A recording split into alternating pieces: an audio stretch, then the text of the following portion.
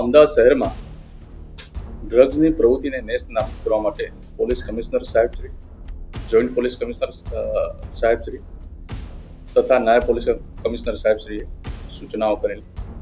આ સૂચના અન્વયે અમારા માર્ગદર્શન હેઠળ એસઓજીની ટીમ પેટ્રોલિંગમાં હતી. દરમિયાન એસઓજીના પોલીસ સબ ઇન્સ્પેક્ટર જેબી દેસાઈના બાતમી રાહે હકીકત મળેલી કે ચેતન પ્રજાપતિ અને જેસિકા પ્રજાપતિ બંને એક વેગનાર ગાડીમાં ડ્રગ્સ લઈને નીકળનાર છે એવી હકીકત મળતા તેઓએ તુરંત જ પંચો સાથે બાતમીવાળી જગ્યાએ રેડ કરતા રંગે હાથે આરોપીઓ જથ્થા સાથે મળી આવેલ.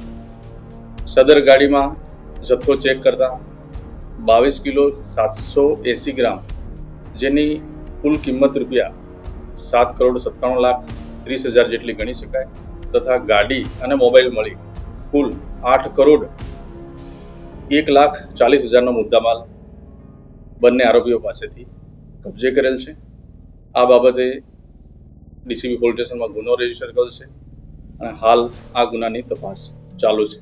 આવા જ અવનવા વિડીયો જોવા માટે ફોલો કરો ઇન સેકન્ડ્સ.